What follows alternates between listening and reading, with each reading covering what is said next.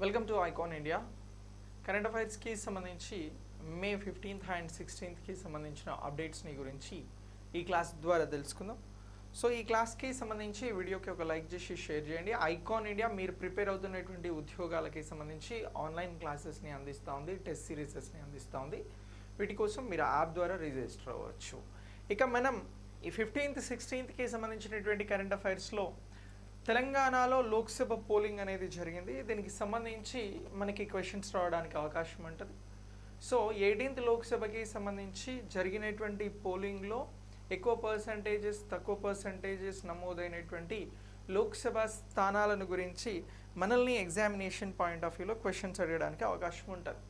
So ఆ point of వ్యూలో చూసినప్పుడు ఈ అంశాన్ని మనం క్లియర్గా తెలుసుకోవాల్సి ఉంటుంది. నెక్స్ట్ టీ బోర్డ్ ఆఫ్ ఇండియాకి సంబంధించినటువంటి అప్డేట్ అనేది కూడా ఉన్నది.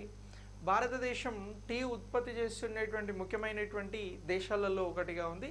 అయితే దీనికి ఉన్నటువంటి అప్డేట్ ఏంటి, ఎగ్జామినేషన్ పాయింట్ ఆఫ్ వ్యూలో ఎలా ఉపయోగపడుతుంది, టీ బోర్డ్ ఆఫ్ ఇండియా ఎప్పుడు స్థాపించబడింది, ఇలాంటి అన్ని అంశాలను కూడా మనం ఇక్కడ తెలుసుకోవడం జరుగుతుంది. ఇక నెక్స్ట్ ఇగ్లా ఎయిర్ డిఫెన్స్ సిస్టమ్ని భారత్ తీసుకోబోతా ఉంది.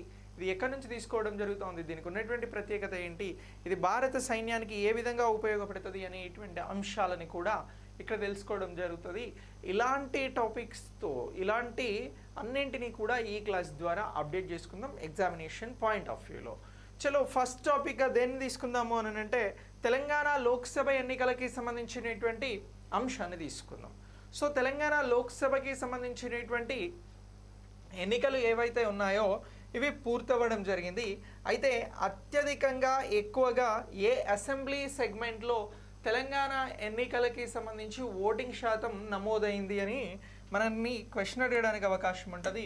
అలా క్వశ్చన్స్ అడిగినప్పుడు మనం ఆన్సర్ చేసేలాగా ఈ అంశాన్ని తెలుసుకుందాం. సో తెలంగాణలో లోక్సభ ఎన్నికలు అని అంటున్నాం. సో లోక్సభ ఎన్నికలకి సంబంధించి ఓటింగ్ శాతం లేదా కాన్స్టిట్యున్సీస్ పాయింట్ ఆఫ్ వ్యూలో క్వశ్చన్స్ అడుగుతారు. మళ్ళీ రిజల్ట్స్ వచ్చిన తర్వాత రిజల్ట్స్ని కూడా మనం ప్రత్యేకంగా అప్డేట్ చేసుకోవాల్సి ఉంటుంది. అయితే లోక్సభకి సంబంధించి జరిగినటువంటి ఈ ఎన్నికలు ఎన్ని లోక్సభ కాన్స్టిట్యున్సీలకి సంబంధించి అంటే మొత్తం 17 లోక్సభ కాన్స్టిట్యున్సీలకి సంబంధించి ఈ ఎన్నికలు అనేవి జరిగాయి. మరి ఈ ఎన్నికలకి సంబంధించి ఎక్కువగా ఏ లోక్సభ స్థానంలో ఓటింగ్ నమోదైంది అనేటువంటి అంశాన్ని క్వశ్చన్గా అడిగితే మనం చెప్పాల్సినటువంటి లోక్సభ స్థానం భువనగిరి. సో ఈ భువనగిరికి సంబంధించినటువంటి లోక్సభ స్థానంలో 76.78% ఓటింగ్ అనేది నమోదైంది. ఎక్కడ అని అంటున్నాం, భువనగిరిలో ఎక్కువ మంది ఓట్ చేయడం జరిగింది లోక్సభ స్థానానికి సంబంధించి. ఇక్కడ ఎంత పర్సంటేజ్ ఓటు నమోదైంది అని అంటే 76.78%. ఎంత, 76.78% ఇక్కడ ఓటింగ్ అనేది నమోదు కావడం జరిగింది. సో మొత్తం తెలంగాణలో ఉన్నటువంటి 17 లోక్సభ స్థానాలలో ఎక్కువ ఓటింగ్ ఇటీవల జరిగిన 18వ లోక్సభ ఎన్నికలకి సంబంధించి ఏ కాన్స్టిట్యున్సీలో లోక్సభ స్థానంలో నమోదైంది అని అంటే మనం గుర్తుంచుకోవాల్సినది భువనగిరి అని గుర్తుంచుకోవాలి.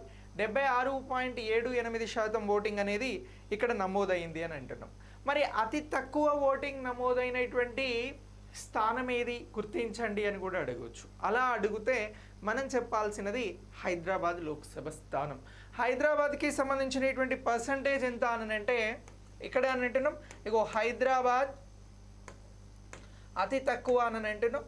ఎంత అని అంటే 48.48% హైదరాబాద్ కాన్స్టిట్యున్సీలో లోక్సభ స్థానంలో నమోదైంది ఓటింగ్ పర్సంటేజ్ అని అంటున్నాం.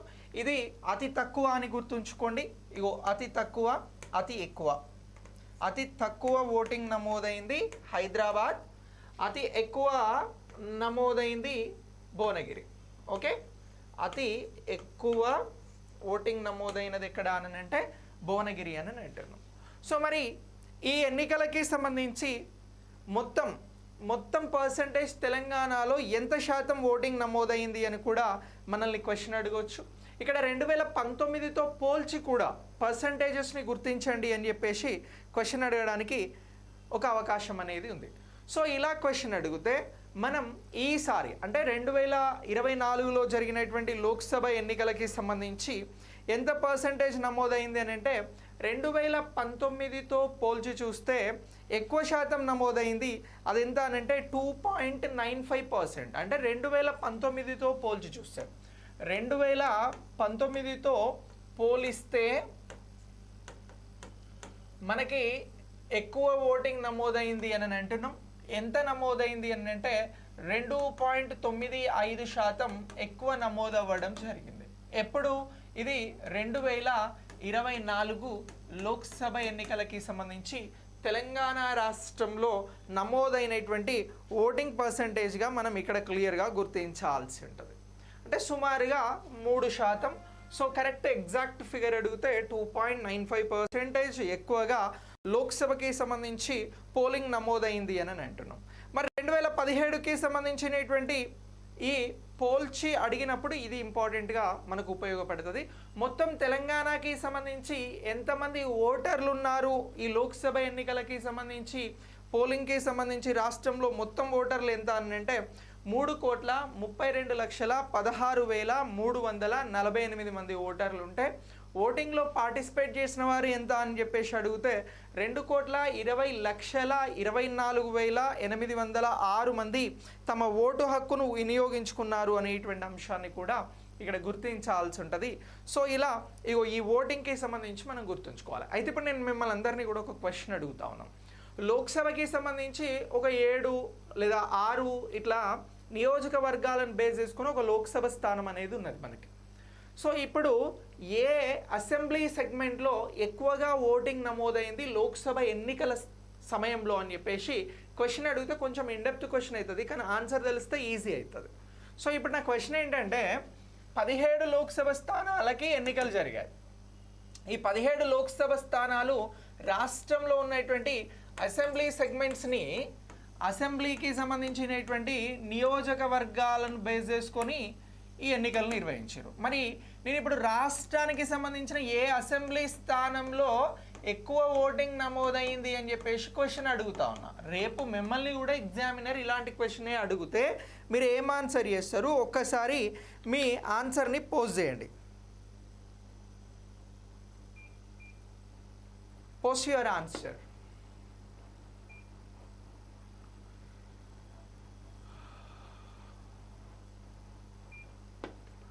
సో ఇలాంటి క్వశ్చన్ వస్తే మీరు చెప్పాల్సినటువంటి ఆన్సర్ ఏంటి అని అంటే మెదక్ లోక్సభ స్థానంలో ఉన్నటువంటి నర్సాపూర్ అసెంబ్లీ కాన్స్టిట్యుయెన్సీలో ఎక్కువ ఓటింగ్ అనేది నమోదైంది. ఎక్కడ అని చెప్పాలి? మెదక్కి సంబంధించినటువంటి నర్సాపూర్ అని గుర్తుంచుకోండి. ఇగో మెదక్ లోక్సభ స్థానం ఉంది. సో ఇక్కడ ఉన్నటువంటి ఏ అసెంబ్లీ నియోజకవర్గము, ఏ అసెంబ్లీ కాన్స్టిట్యుయెన్సీ అని అంటే నర్సాపూర్ అని గుర్తుంచుకోండి. సో ఇక్కడ ఈ నర్సాపూర్లో ఎంత ఓటింగ్ నమోదైంది అని చెప్పేసి క్వశ్చన్ వస్తే 84.25 అని చెప్పేసి గుర్తుంచుకోవాలి. ఎక్కడ అని అంటున్నాం? 84.25% మేర ఇక్కడ అసెంబ్లీలో ఓటింగ్ అనేది నమోదైంది. జనరల్గా లోక్సభ స్థానాలకి సంబంధించి ఎక్కువగా ఏ లోక్సభ స్థానంలో ఓటింగ్ నమోదైంది అని అంటే ఓవరాల్గా అడిగితే భువనగిరి. కానీ ఏ లోక్సభ స్థానంలోని అసెంబ్లీ స్థానంలో ఎక్కువ ఓటింగ్ నమోదైంది అని అంటే నర్సాపూర్, మెదక్కి సంబంధించినటువంటి కాన్స్టిట్యున్సీ. ఇలా ఇగో ఈ అంశాన్ని ఎగ్జామినేషన్ పాయింట్ ఆఫ్ వ్యూలో గుర్తుంచుకోండి. Very very important. ఇక్కడ నుంచి ఏదైనా మన రాష్ట్రానికి సంబంధించిన ఎన్నికలు, సో ఈ పాయింట్ ఆఫ్ వ్యూలో క్వశ్చన్ అడిగినప్పుడు మనం ఈ అంశాన్ని నర్సాపూర్ని గుర్తుంచుకోగలిగితే సరిపోతుంది.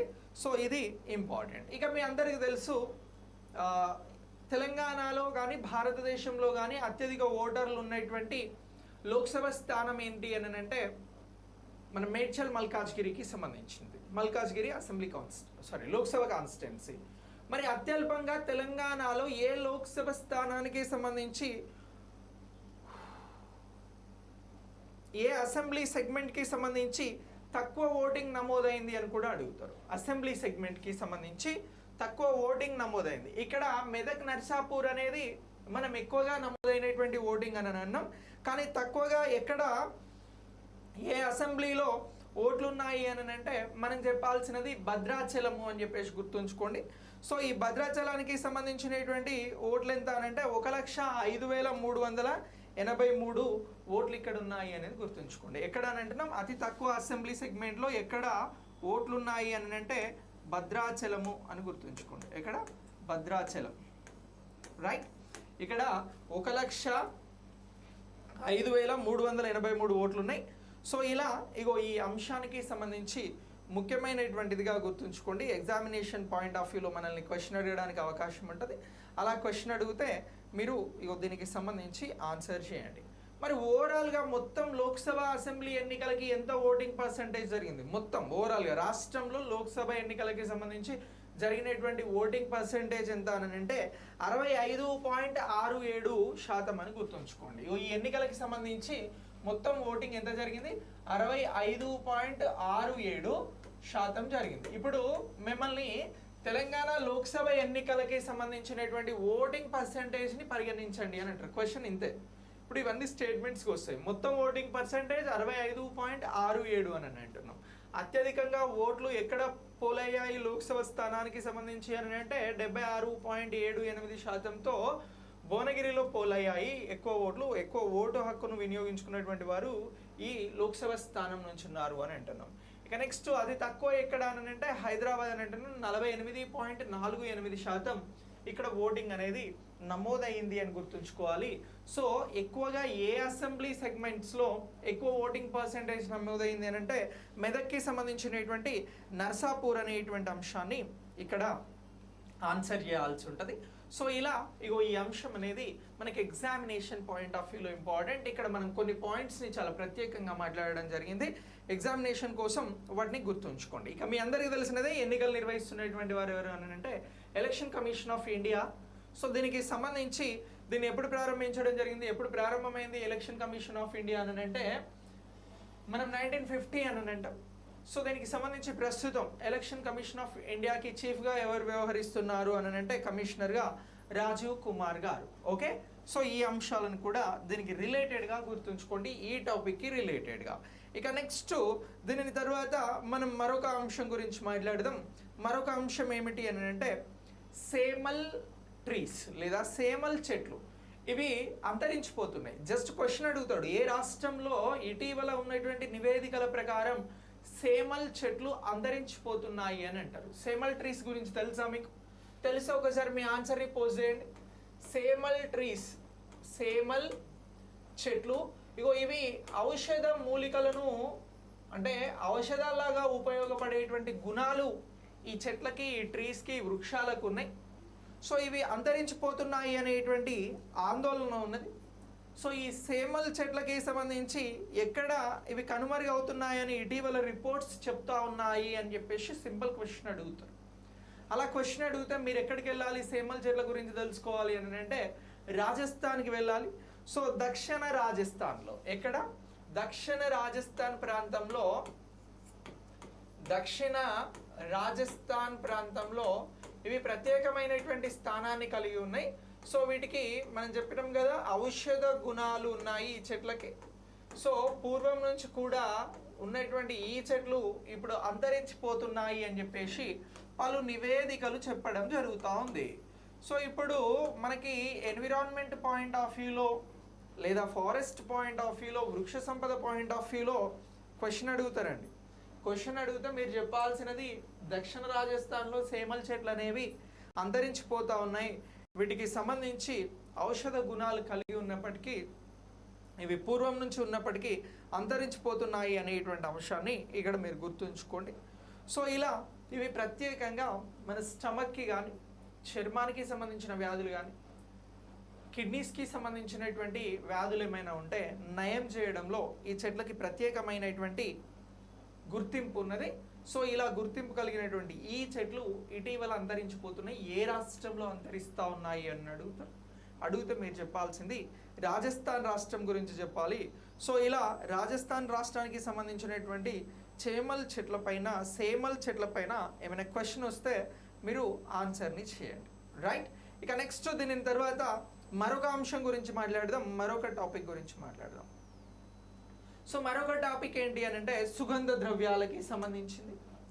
సో సుగంధ ద్రవ్యాలకి సంబంధించి కరోనల్ మాస్ ఎజెక్షన్ అనేటువంటి ఒక టాపిక్ని మనం డిస్కస్ చేద్దాం. సో దీనికి సంబంధించి సౌరశక్తికి సంబంధించినటువంటి తుఫాన్ల గురించి డిస్కస్ చేద్దాం. సో అదే కోరోనల్ మాస్ ఎజెక్షన్.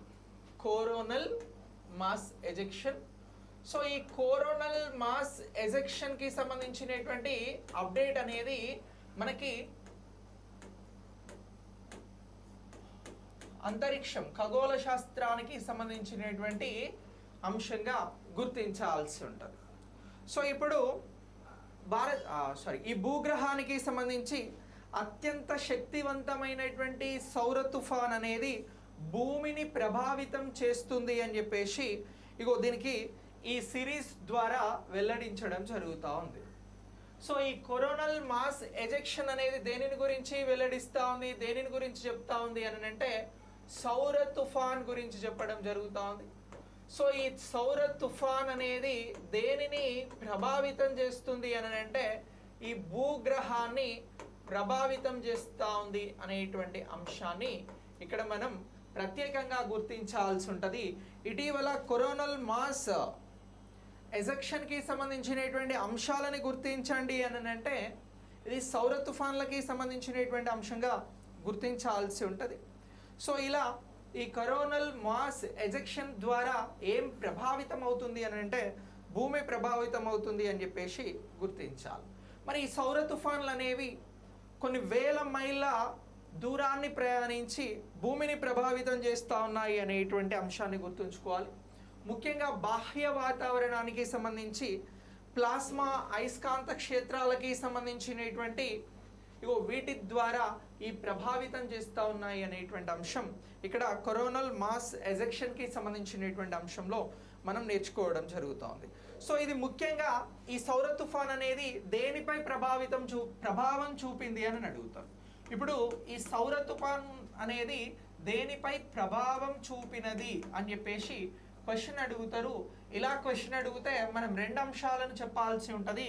ఒకటి ఏంటి అని అంటే మనం భూగ్రహం నుంచి చాలా శాటిలైట్స్ని ప్రయోగించి వాటి ద్వారా టెక్నాలజీని మనం యూజ్ చేయడం జరుగుతూ ఉంది. సో ఒకటి ఏంటి అని అంటే ఉపగ్రహాలు ప్రభావితం అవుతా ఉన్నాయి. ఏం ప్రభావితం అవుతా ఉన్నాయి అని అంటున్నాం, సౌర తుఫాన్లకి సంబంధించి ఈ ఉపగ్రహాలు అనేవి ప్రభావితం అవ్వడం జరుగుతుంది. దీనికి ఇంకొక బెస్ట్ ఎగ్జాంపుల్ ఏంటి అని అంటే ఎలాన్ మస్క్కి సంబంధించినటువంటి కంపెనీ స్టార్లింక్ బంచ్ ఆఫ్ శాటిలైట్స్ని ప్రవేశపెట్టిన కొద్ది రోజులకే ఈ సౌర తుఫాన్లు వచ్చి అవి మొత్తం కూలిపోవడం జరిగింది, ఉపగ్రహాలు అనేవి దెబ్బతినడం జరిగింది. సో ఇలా ఇప్పుడు ఈ కరోనల్ మాస్ ఎజెక్షన్కి సంబంధించినటువంటి సౌర తుఫాన్ల ద్వారా ఏది ప్రభావితం అవుతుంది అని అంటే ఉపగ్రహాలు ప్రభావితం అవుతా ఉన్నాయి అనేటువంటి అంశాన్ని గుర్తుంచుకోవాల్సి ఉంటుంది. ఇక నెక్స్ట్ ఇది ఇంకా తీవ్ర ప్రభావం దేనిపైన చూపెడతా ఉంది అని అంటే రేడియో కమ్యూనికేషన్ల పైన చూపెడతా ఉంది అని చెప్పేసి కూడా గుర్తుంచుకోవాలి. దేనిపైన అంటే రేడియో కమ్యూనికేషన్స్ పైన ఇది ప్రభావం చూపెట్టడం జరుగుతుంది అనేటువంటి అంశాన్ని మనం ఇక్కడ ముఖ్యంగా గుర్తించాల్సి ఉంటుంది. సో ఇలా ఈ అంశాన్ని ఎగ్జామినేషన్ పాయింట్ ఆఫ్ వ్యూలో మనం గుర్తుంచుకోవాల్సి ఉంటుంది. ఓకే, సో ఇక నెక్స్ట్ దీని తర్వాత మరొక అంశం గురించి డిస్కస్ చేద్దాం. మరొక అంశం ఏంటి అని అంటే IGLA-S air defence system. So మరొకటి ఏంటి అని అంటే IGLA-S air defence system. So ఈ IGLA-S ఎయిర్ డిఫెన్స్ సిస్టమ్ ఏదైతే ఉందో ఈ ఎయిర్ డిఫెన్స్ సిస్టమ్ని భారత్ తీసుకుంటుందా లేదా అని చెప్పేసి క్వశ్చన్ అడుగుతారు. సో ఇది మనకి రక్షణ పరమైనటువంటి అంటే డిఫెన్స్ రిలేటెడ్గా ఉపయోగపడేటువంటి అంశం. సో దీనికి సంబంధించి ఈ IGLA-S ఎయిర్ డిఫెన్స్ సిస్టమ్కి సంబంధించి దీనిని భారత్ స్వీకరిస్తోంది. ఏ దేశం నుంచి దీన్ని తీసుకోవడం జరుగుతుంది అని క్వశ్చన్ అడుగుతారండి. సో ఇలాంటి క్వశ్చన్ వస్తే మనం చెప్పాల్సింది రష్యన్కి సంబంధించిందిగా దీనిని గుర్తించాలి. ఇప్పుడు ఈ ఇగ్లా ఎయిర్ డిఫెన్స్ సిస్టమ్ ఏ దేశం నుంచి భారత్ తీసుకుంటా ఉంది అని అంటే మన భారతదేశం ఇగో రష్యా దేశం నుంచి తీసుకోవడం జరుగుతూ ఉంది. ఏ దేశం నుంచి తీసుకుంటుంది అని అంటున్నాం? రష్యా కంట్రీ నుంచి తీసుకోవడం జరుగుతూ ఉంది. సో ఇలా ఈ రష్యాకి సంబంధించినటువంటి ఈ ఎయిర్ డిఫెన్స్ సిస్టమ్కి సంబంధించినటువంటి ప్రత్యేకత ఏంటి అని అంటే ఏవైనా శత్రు దేశాలు భారతదేశం పైన వైమానిక దాడులకు పాల్పడితే చాలా తక్కువ ఎత్తులో వెళ్తున్నటువంటి వైమానిక విమానాలను కూల్చేటువంటి సామర్థ్యం ఈ ఎయిర్ డిఫెన్స్ సిస్టమ్కి ఉంది. సో ఇటీవల మనం చూసినాం ఇజ్రాయెల్కి సంబంధించినటువంటి దేశం పైన ఇరాన్ నుంచి డ్రోన్స్ని ప్రయోగించడం జరిగింది. సో ఇప్పుడు ఇజ్రాయెల్ దేశానికి ఉన్నటువంటి ఎయిర్ డిఫెన్స్ సిస్టమ్ ఏం చేస్తుంది అని అంటే ఆ డ్రోన్స్ని అడ్డుకోగలుగుతుంది. సో ఇప్పుడు భారత్ కూడా భారతదేశం పైన ఏవైనా శత్రు దేశాలు దాడులు చేస్తున్నప్పుడు వైమానిక విభాగంలో ఉండేటువంటి ఆ యుద్ధ విమానాలను తక్కువ ఎత్తులో వెళ్తున్నటువంటి వాటిని ఇది కూలుస్తుంది అనేటువంటి తక్కువ ఎత్తులో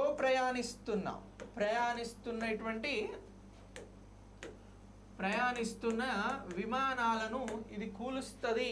సో దీనికి సంబంధించి ఈ ఇగ్లా ఎయిర్ సిస్టమ్కి సంబంధించి మనం ఇక్కడ గుర్తుంచుకోవాల్సింది ఇగో ఈ అంశం. ఏ దేశం నుంచి తీసుకోవడం జరిగింది ఏంటి అనేటువంటి అంశాలు వస్తే మనం రష్యా నుంచి తీసుకోవడం జరిగింది అని చెప్పాలి. సో దీనికి సంబంధించి ఇగో ఇది తక్కువ ఎత్తులో ఎగురుతున్నటువంటి విమానాలను కూల్చగలిగే సామర్థ్యం కలిగి ఉన్నది అని చెప్పాలి. సో ఇలా భారతదేశానికి సంబంధించి ఇగ్లా ఎయిర్ డిఫెన్స్ సిస్టమ్ గురించి అడిగితే ఈ అంశాలను ఎగ్జామినేషన్ పాయింట్ ఆఫ్ వ్యూలో ఆన్సర్గా చేయండి. రైట్, ఇక నెక్స్ట్ దీని తర్వాత మనం మరొక అంశం గురించి మాట్లాడదాం. అదే ఏంటి అని అంటే కోడెక్స్కి సంబంధించినటువంటిది. సో ఈ కోడెక్స్కి సంబంధించినటువంటి అలిమెంటరియస్ కమిషన్తో సమావేశం అనేది జరిగింది. సో ఇప్పుడు ఈ సమావేశంలో ఏం చెప్పారు, కోడెక్స్కి సంబంధించినటువంటిది ఏంటి అనేది ఒకసారి ఇక్కడ మాట్లాడదాం. సో ఇప్పుడు కోడెక్స్కి సంబంధించినటువంటి అప్డేట్ అని అంటున్నాం. సో ఈ అప్డేట్ ఏంటి అనేది ఒకసారి చూద్దాం. సో భారతదేశానికి కోడెక్స్ కమిటీతో ఇథిలిన్ ఆక్సైడ్ పైన ఒక పరిమితులను సెట్ చేయమని చెప్పేసి సమావేశం జరిగింది. సో ఎవరితో అని అంటున్నాం? కోడెక్స్ అలిమెంటేరియస్ కమిషన్తో. కోడెక్స్ అలిమెంటేరియస్ కమిషన్ భారతదేశంతో ఒక సమావేశం జరిగింది. కోడెక్స్ అలిమెంటేరియం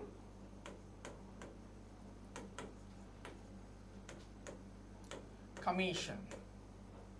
సో ఈ కమిషన్ ఎవరితో సమావేశం చేసినది అని అంటున్నాం? భారత్తో సమావేశం చేసింది. ఏమని సమావేశం చేసింది అని అంటే ఏదైతే ఇథిలిన్ ఆక్సైడ్ అనేది ఉందో, దేనిని? ఇథిలిన్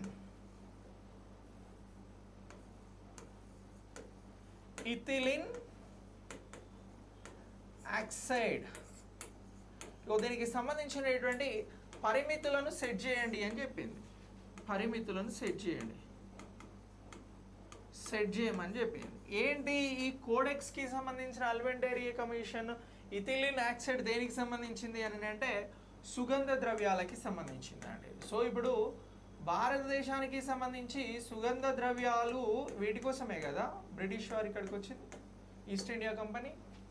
సుగంధ ద్రవ్యాలకి సంబంధించి భారత్ మంచి మార్కెట్ని కలిగి ఉంది. సో అయితే ఈ సుగంధ ద్రవ్యాలలో ఇథిలిన్ ఆక్సైడ్ అనేటువంటిది క్యాన్సర్ లాంటి వ్యాధులకి ప్రమాదకారకంగా మారింది. సో ఈ ప్రమాదకారకంగా ఉన్నటువంటి ఇథిలిన్ ఆక్సైడ్కి సంబంధించినటువంటి దీని పరిమితులను సెట్ చేయాలి అని చెప్పేసి చెప్పడం జరిగింది. ఇలా ఎవరు చెప్పారు అని అంటే కోడెక్స్ అలిమెంటరీ కమిషన్ అనేది చెప్పడం జరిగింది అనేటువంటి అంశాలను ఇక్కడ గుర్తుంచుకోవాలి. ఈ మసాలా ఉత్పత్తులు జరుగుతున్నప్పుడు అపరిశుభ్రత కారణంగా కానీ ఈ క్రిమి సంహారాలకి సంబంధించినటువంటి అంశాలలో కానీ కొంత చర్యలు తీసుకోకపోతే ఇథిలిన్ ఆక్సైడ్ ద్వారా ప్రమాదాలు ఎక్కువగా పెరిగే అవకాశం ఉంది. సో ఈ మసాలా సుగంధ ద్రవ్యాలకి సంబంధించినటువంటి వాటిలలో చర్యలు తీసుకోవాలి అని చెప్పేసి చెప్పడం జరిగింది. ఇలా ఈ కోడెక్స్కి సంబంధించి ఇది క్యాన్సర్కి చాలా ప్రమాదకరంగా మారింది ఇథిలిన్ ఆక్సైడ్ అనేటువంటిది అని చెప్పేసి కోడెక్స్ ఆందోళన చెందడం జరిగింది. దీనికి సంబంధించి సమావేశం అనేది జరిగింది. ఈ కోడెక్స్ ఎలిమెంటరీ కమిషన్ అనేది ఎప్పుడు స్థాపించబడింది అని అంటే 1963లో స్థాపించబడింది అండి. ఎప్పుడు అని అంటున్నాం 1963లో ఇది స్థాపించబడింది. సుగంధ ద్రవ్యాలకి సంబంధించినటువంటి అంశాలను, ఇది ఆహార ఉత్పత్తులకి సంబంధించినటువంటి ప్రమాణాలు, అలాగే వాటికి సంబంధించిన భద్రతను ఇది పర్యవేక్షిస్తుంది అని చెప్పేసి గుర్తుంచుకోవాలి. ఏది కోడెక్స్ ఎలిమెంటరీ కమిషన్ అనేది 1963లో స్థాపించబడినటువంటిది. ప్రపంచవ్యాప్తంగా ఆహార భద్రతకి సంబంధించినటువంటి అంశాలు కానీ ప్రమాణాలను కానీ ఇది పర్యవేక్షిస్తుంది అనేటువంటి అంశాలని ఇక్కడ గుర్తుంచుకోవాల్సి ఉంటుంది. మరి దీని ప్రధాన కార్యాలయం ఎక్కడుంది అని అంటే ఈ కోడెక్స్ ఎలిమెంటరీ కమిషన్కి సంబంధించింది రోమ్, ఇటలీ నగరంలో ఉన్నది అనేటువంటి అంశాన్ని కూడా గుర్తుంచుకోండి. ఎక్కడ అని అంటున్నాం? రోమ్, ఇటలీలో ఉన్నది అనేటువంటి అంశాన్ని గుర్తుంచుకోండి, హెడ్ క్వార్టర్స్కి సంబంధించి. రైట్. సో ఇలా ఇగో ఈ అంశాన్ని ఎగ్జామినేషన్ పాయింట్ ఆఫ్ వ్యూలో గుర్తుంచుకోండి. కోడెక్స్ ఎలిమెంటరీ కమిషన్ గురించి క్వశ్చన్ అడగడానికి అవకాశం ఉంటుంది. అలా క్వశ్చన్ అడిగితే మీరు దీనికి సంబంధించి ఆన్సర్ అనేది చేయండి. రైట్. ఇక next tea board of India గురించి మాట్లాడదాం. నెక్స్ట్ టాపిక్ వచ్చి tea board of India. So tea board of India ఇప్పుడు ఒక రిపోర్ట్ని ఇవ్వడం జరిగిందండి. ఏమని రిపోర్ట్ ఇచ్చింది అని అంటే భారతదేశంలో టీ సాగుకి సంబంధించినటువంటి ఉత్పత్తులు తగ్గిపోతూ ఉన్నాయి అని చెప్పేసి రిపోర్ట్ని ఇచ్చింది. ఎక్కడెక్కడ తగ్గిపోతూ ఉంది అని అంటే ఉత్పత్తి అనేది అస్సాంలో తగ్గిపోయింది, అలాగే పశ్చిమ బెంగాల్కి సంబంధించినటువంటి రాష్ట్రంలో కూడా తగ్గిపోయింది. సో ఇటీవల టీ బోర్డ్ ఆఫ్ ఇండియా ఇచ్చిన రిపోర్ట్ ప్రకారం ఏ రాష్ట్రాలలో ఈ టీ ఉత్పత్తి తగ్గిపోయింది అని అంటే అస్సాంలో తగ్గింది. ఎంత అని అంటే 40%గా చెప్పడం జరుగుతూ ఉంది రిపోర్ట్. ఇక నెక్స్ట్ వెస్ట్ బెంగాల్ అని అంటున్నాం.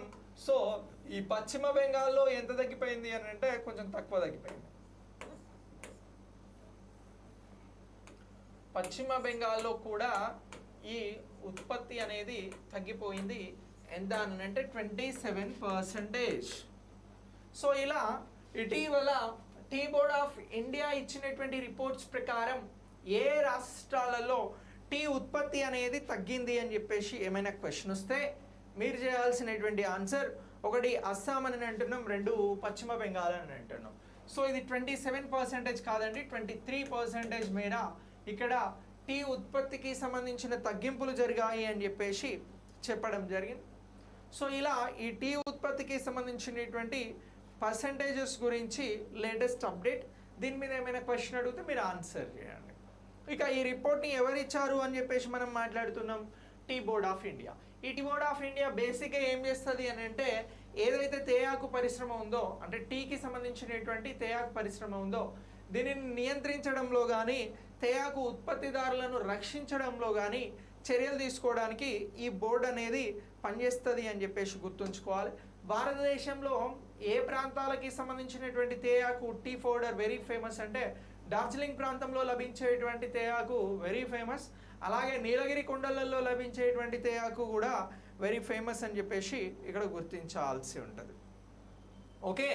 సో ఇలా ఇగో ఈ అంశాన్ని ఎగ్జామినేషన్ పాయింట్ ఆఫ్ వ్యూలో గుర్తుంచుకోండి, వెరీ వెరీ ఇంపార్టెంట్. మనకి ఎగ్జామినేషన్ పాయింట్ ఆఫ్ వ్యూలో బిట్స్ అడగడానికి అవకాశం అనేది ఉంటుంది. రైట్. మరి టీ బోర్డ్ ఆఫ్ ఇండియా ఎప్పుడు స్థాపించబడింది అని నేను ఒక క్వశ్చన్ అడుగుతా ఉన్నా. మీరు టీ గురించి ఒక క్వశ్చన్ని అడిగినా ఒక్కసారి అప్డేట్ చేయండి, నేను దానికి ఆన్సర్ క్లియర్ చేస్తాను. మీకు తెలిస్తే చెప్పండి.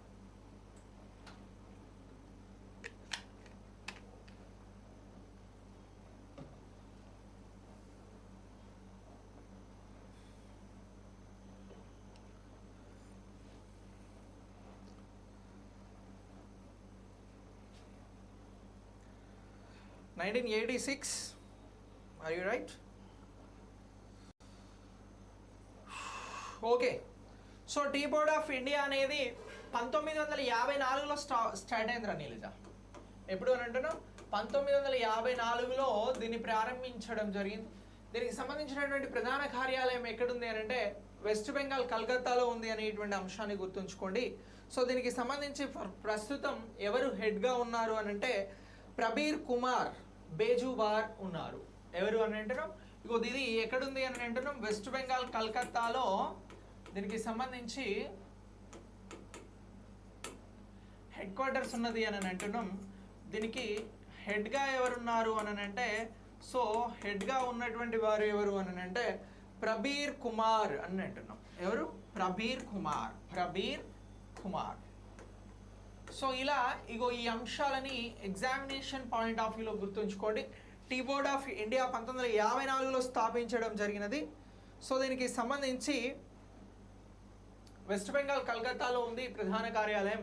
ప్రబీర్ కుమార్ దీనికి సంబంధించి హెడ్గా ఉన్నారు అనేటువంటి అంశాన్ని ఎగ్జామినేషన్ పాయింట్ ఆఫ్ వ్యూలో గుర్తుంచుకోండి. ఇక నెక్స్ట్ నక్సా డే అనేటువంటి అంశం గురించి మాట్లాడదాం. దేనిని గురించి? నక్సా డే. ఈ డే గురించి ఏమైనా విన్నారా? వింటే దేనికి సంబంధించింది ఒకసారి చెప్పండి. అసలు నక్సా డే అనగా ఏమిటి? Right, post your answer. Naksha day రేపు ఇంటర్నేషనల్ పాయింట్ ఆఫ్ వ్యూలో క్వశ్చన్ అడగడానికి అవకాశం ఉంటుంది. ఇటీవల నక్సా డే అనేది వార్తలలో ఉంది. ఇది దేనికి సంబంధించిన అంశము అని చెప్పేసి క్వశ్చన్ అడుగుతారు. సో ఇలా నక్సబా, నాట్ నక్సా, నక్సబా డే. సో దీనికి సంబంధించి నగ్బా, నాట్ నక్సా, నగ్బా డే. నగ్బా డే అనేది ఇటీవల వార్తలలో ఉంది. ఇది దేనికి సంబంధించింది అని అడుగుతారు. నగ్బా డే అనగా ఏమిటి, ఇది దేనికి సంబంధించింది అని అడుగుతారు. ఇఫ్ నగ్బా డే గురించి అడిగితే మనం చెప్పాల్సినటువంటి ఆన్సర్ ఏంటి అని అంటే, పాలస్తీన్లు ఎవరైతే ఉన్నారో, ఇప్పుడు పాలస్తీనా ఇజ్రాయెల్ ప్రాంతంలో, గాజా ప్రాంతంలో యుద్ధం జరుగుతుంది కదా. సో ఈ పాలస్తీన్లకి సంబంధించినటువంటి వారు తమ భూమి నుంచి గుప్పెడు భూమిని లాక్కున్నారు అని చెప్పేసి ఇగో ఈ నగ్బా డే అనేటువంటి దానికి సంబంధించి 76వ వార్షికోత్సవాన్ని జరుపుకోవడం జరుగుతుంది. సో నగ్బా ఇది అర్థం ఏంటంటే, సో ఇప్పుడు పిడికెడు, మన భాషలో పిడికెడు అంటాం కదా. సో ఇప్పుడు నగ్బా అని అంటే అర్థం ఇది. సో ఈ డేని ఎవరు చేస్తున్నారు అని అంటే పాలస్తీన్లు జరుపుకోవడం జరుగుతూ ఉంది. పాలస్తీన్లు జరుపుకుంటున్నారు. సో ఇప్పుడు ఈ పాలస్తీన్లు ఈ నగ్బా డేకి సంబంధించి ఎన్నో వార్షికోత్సవం జరుపుకున్నారు అని అంటారు. 76వ వార్షికోత్సవం జరుపుకోవడం జరిగింది అని చెప్పండి. వార్షికోత్సవం ఇటీవల జరిగింది అని చెప్పాలి. సో ఇప్పుడు ఈ పాలస్తీన్ల భూమి నుంచి గుప్పెడు భూమిని లాక్కున్నారు. సో ఇలా ఈ భూమిని లాక్కోవడాన్ని వ్యతిరేకిస్తూ ఆ భూమి మాదే అని క్లెయిమ్ చేస్తూ నగ్బా డేని నిర్వహించడం జరుగుతుంది. సో ఇలా ఇగో ఈ నగ్బా డేకి సంబంధించినటువంటి అంశం అనేది మనకు ముఖ్యమైనటువంటి అంశం. ఎప్పుడు లాక్కున్నారు, ఎవరు లాక్కున్నారు అని అంటే, ఇజ్రాయెల్ అనేది 1948లో, ఎప్పుడు అని అంటున్నాం, ఇజ్రాయెల్ అనేది 1948లో ఎప్పుడు అని అంటే మే 15న ప్రకటించుకోవడం జరిగింది. సో ఇలాగో ఈ మే ఇజ్రాయెల్ స్వతంత్రాన్ని పాలస్తీన్లు నగ్బా డేగా జరుపుకుంటున్నారు అనేటువంటి అంశం మనకి ఇక్కడ గుర్తుంటే సరిపోతుంది. సో ఇలా ఈ నగ్బా డేకి సంబంధించినటువంటి అంశం మీద ఏమైనా క్వశ్చన్ వస్తే మీరు ఆన్సర్ అనేది. ఈ నగ్బా డేని నిర్వహించడం కీలక పాత్ర వహిస్తున్నది ఎవరు అని అంటే పాలస్తీన్ లిబరేషన్ ఆర్గనైజేషన్ అనేది ఒకటి ఉన్నది. సో ఇది 1964లో స్టార్ట్ అయింది. ఇది ప్రారంభించడం జరుగుతోంది. వాయిస్ క్లియర్ లేదా?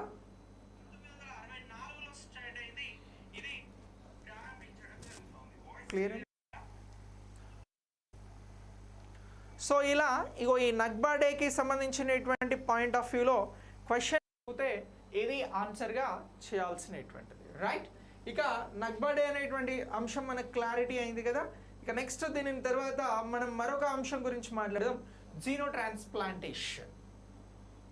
సో జీనో ట్రాన్స్ప్లాంటేషన్ మీద క్వశ్చన్ రావడానికి అవకాశం ఉంది science and technology point of వ్యూలో. సో జీనో ట్రాన్స్ప్లాంటేషన్కి సంబంధించి స్ట్రక్ అవుతుందా వీడియో? క్లియర్గానే వస్తుంది.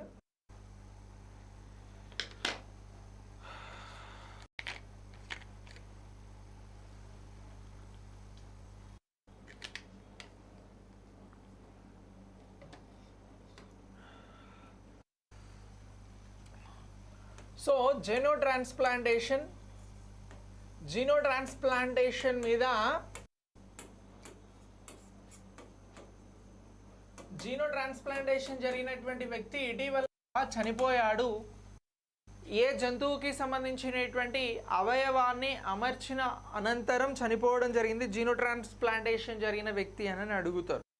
అలా అడిగితే మీరు చెప్పాల్సింది ఏంటి అని అంటే, మన మనుషులకు ఉన్నటువంటి కిడ్నీలు కాకుండా ఒక పంది పిగ్కి సంబంధించినటువంటి కిడ్నీని ట్రాన్స్ప్లాంటేషన్ చేయడం జరిగింది. ఇలా ట్రాన్స్ప్లాంటేషన్ ఎవరికి ఇచ్చారు? కిడ్నీ అంటే మనిషికి చేయడం జరిగింది. ఎక్కడ అని అంటే అమెరికాలో. సో ఇలా చేసినటువంటి ఈ కిడ్నీ జీనో ట్రాన్స్ప్లాంటేషన్ అనేది చేసినటువంటి వ్యక్తి ఏమయ్యారు అని అంటే చనిపోయారు అని అంటున్నాం. సో ఇలా జీనో ట్రాన్స్ప్లాంటేషన్ జరిగింది. ఇలా ఏ అవయవాన్ని ఏ జంతువు నుంచి మనిషికి అమర్చారు అని అంటే పంది నుంచి కిడ్నీ మనిషికి అమర్చడం జరిగింది. సో ఇతను చనిపోవడం జరిగింది. సో ఇది ఎక్కడ జరిగినది అని అంటున్నాం? యూఎస్ఏలో జరిగింది. సో ఇలా ఈ అంశం మీద క్వశ్చన్ రావడం అవకాశం ఉంటుంది. అవయవం ఏంటి, జంతువు ఏంటి అని చెప్పేసి ఇలా వస్తే ఈ అంశాన్ని మీరు ఇక్కడ గుర్తించాల్సి ఉంటుంది. ఎగ్జామినేషన్ పాయింట్ ఆఫ్ వ్యూలో దీనికి సంబంధించి క్వశ్చన్ ఇంపార్టెంట్ రావడానికి ఎక్కువ అవకాశం ఉంది. రైట్. సో ఇలా ఈ జీనో ట్రాన్స్ప్లాంటేషన్కి సంబంధించినటువంటి అంశాన్ని ఎగ్జామినేషన్ పాయింట్ ఆఫ్ వ్యూలో గుర్తుంచుకోండి. ఇక next national human rights commission గురించి మాట్లాడదాం. సో మరొక అంశం ఏంటి అని అంటే నేషనల్ హ్యూమన్ రైట్స్, ఎన్హెచ్ఆర్సీ అంటాం.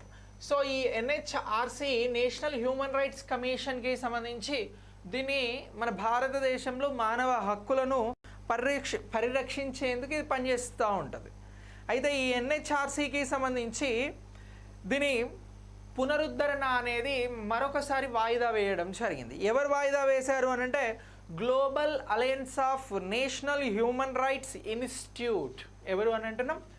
Global alliance of national human rights institute అనేది వాయిదా వేయడం జరిగింది.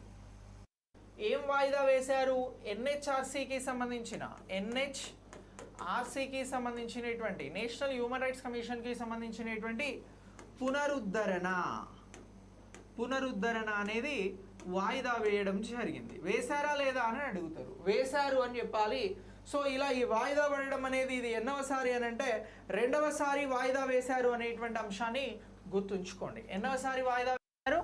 రెండవసారి, సెకండ్ టైం దీనికి సంబంధించినటువంటి వాయిదా వేయడం జరిగింది అనే అంశాన్ని ఇక్కడ గుర్తించాల్సి ఉంటుంది. సో ఇప్పుడు ఎన్హెచ్ఆర్సీ అనేది ఎప్పుడు స్థాపించబడింది అని అంటే 1993లో స్థాపించబడిందండి. ఎప్పుడు అని అంటున్నాం? 1993లో స్థాపించబడింది నేషనల్ హ్యూమన్ రైట్స్ కమిషన్ అనేది. సో ఇప్పుడు 93లో స్థాపించబడినటువంటి ఎన్హెచ్ఆర్సీకి సంబంధించినటువంటి పునరుద్ధరణని global alliance national human rights institute అనేది రెండవసారి వాయిదా వేసింది అనేటువంటి అంశాన్ని ఇక్కడ గుర్తించాల్సి ఉంటుంది. ఎందుకు వాయిదా వేసింది అని అంటే ఏదైతే global alliance national human rights institute విధానాలకి అనుగుణంగా ఎన్హెచ్ఆర్సీ అనేది వాటికి ఉన్నటువంటి కమిట్మెంట్స్ని ఫుల్ఫిల్ చేయలే కాబట్టి ఈ పునరుద్ధరణ అంశాన్ని వాయిదా వేయడం జరిగింది అనే అంశాన్ని ఇక్కడ గుర్తుంచుకోవాల్సి ఉంటుంది. ఓకేనా? సో ఇలా ఈ ఎన్ఆర్సీకి సంబంధించిన పునరుద్ధరణ అంశం అనేది ఏ ప్రిన్సిపల్స్ పైన ఆధారపడి ఉంది అని అడుగుతారు. ఇది చాలా ఇంపార్టెంట్. ఇలా క్వశ్చన్ అడిగితే ఏ ప్రిన్సిపల్స్ పైన ఆధారపడి ఉంది అని అంటే ప్యారిస్ ప్రిన్సిపల్ పైన ఆధారపడి ఉంది. ప్యారిస్ ప్రిన్సిపల్స్ పైన ఆధారపడి ఉంది అనేటువంటి అంశాన్ని మీరు ఎగ్జామినేషన్ పాయింట్ ఆఫ్ వ్యూలో గుర్తుంచుకోండి. Very very important. సో ఇలా ఈ ప్రిన్సిపల్స్కి సంబంధించినటువంటి అంశాలను ఇది ఫుల్ఫిల్ చేయలేదు కాబట్టి ఈ వాయిదా వేయడం జరుగుతుంది అని చెప్పేసి పునరుద్ధరణను ఈ global alliance national human rights institute అనేది చెప్పింది అని గుర్తుంచుకోండి. సో ఇప్పుడు దీనికి సంబంధించి ఇది కూడా global alliance national human rights commission కూడా ఎప్పుడు స్టార్ట్ అయింది అని అంటే దీనిని కూడా 1993లోనే స్టార్ట్ చేయడం జరిగింది ప్యారిస్ ప్రిన్సిపల్స్కి అనుగుణంగా. సో ఇలా స్టార్ట్ అయిన తర్వాత భారతదేశంలో నేషనల్ హ్యూమన్ రైట్స్ కమిషన్ అనేది వచ్చింది అనేటువంటి అంశం గుర్తుంచుకోవాల్సి ఉంటుంది. ఇక ఇది ఏం చేస్తుంది? గ్లోబల్ అలయన్స్కి సంబంధించింది అని అంటే ప్రపంచవ్యాప్తంగా కూడా మానవ హక్కుల పరిరక్షణ కానీ ప్రమాణాలను నిర్ధారించడంలో ఇది ఉపయోగపడుతుంది, పనిచేస్తుంది అని గుర్తుంచుకోవాలి. సో దీనికి సంబంధించిన హెడ్ క్వార్టర్స్ ఎక్కడుంది అని అంటే హెడ్ క్వార్టర్స్ అనేది జెనీవా స్విట్జర్లాండ్లో ఉంది అని గుర్తుంచుకోండి. సో ఇప్పుడు దీనికి సంబంధించిన హెడ్ క్వార్టర్స్ ఎక్కడ అని అంటే జెనీవాలో ఉంది అని గుర్తుంచుకోండి. సో ఇలా ఇగో ఈ global alliance national human rights institute గురించి క్వశ్చన్ వస్తే ఈ అంశాలను మనం ఆన్సర్గా చేయాల్సి ఉంటుంది. Very very important. సో ఇలా ఇది ఎగ్జామినేషన్ పాయింట్ ఆఫ్ వ్యూలో గుర్తుంచుకోండి. రైట్, ఇది నేను అందిస్తున్నటువంటి కరెంట్ అఫైర్స్. ఏ అంశాలను డిస్కస్ చేసినాం అనేది ఒకసారి చూస్తే NHRC గురించి, GANHRI గురించి డిస్కస్ చేయడం జరిగినది, జీరో ట్రాన్స్ప్లాంటేషన్ గురించి డిస్కస్ చేయడం జరిగింది, నగ్బాడ్ గురించి డిస్కస్ చేయడం జరిగింది, టీ బోర్డ్ ఆఫ్ ఇండియా మాట్లాడడం జరిగింది, అలాగే కోడెక్స్ అలిమెంటరీ కమిషన్ గురించి కూడా మనం నేర్చుకోవడం జరిగినది, అలాగే ఇగ్లాయిజ్ ఎయిర్ డిఫెన్స్ సిస్టమ్స్ గురించి కూడా నేర్చుకున్నాం. రష్యా నుంచి భారత్ తీసుకుంటుంది అని. కరోనల్ మాస్ ఎజెక్షన్ సౌర తుఫాన్లకి సంబంధించిన అంశం గురించి నేర్చుకున్నాం. ఇక సేమల్ చెట్లకి సంబంధించిన అంశం గురించి కూడా తెలుసుకోవడం జరిగింది. అలాగే తెలంగాణలో లోక్సభ ఎన్నికలకి సంబంధించినటువంటి అంశం గురించి కూడా మనం ఎగ్జామినేషన్ పాయింట్ ఆఫ్ వ్యూలో తెలుసుకున్నాం. సో ఇలా ఈ 15, 16కి సంబంధించినటువంటి కరెంట్ అఫైర్స్ని అప్డేట్ చేసుకోండి. నెక్స్ట్ కరెంట్ అఫైర్స్ మళ్ళీ నెక్స్ట్ క్లాస్లో అందిస్తా. మీరు దీనికి సంబంధించి ఒక లైక్ చేసి వీడియోని షేర్ చేయండి. Okay, thanks for watching.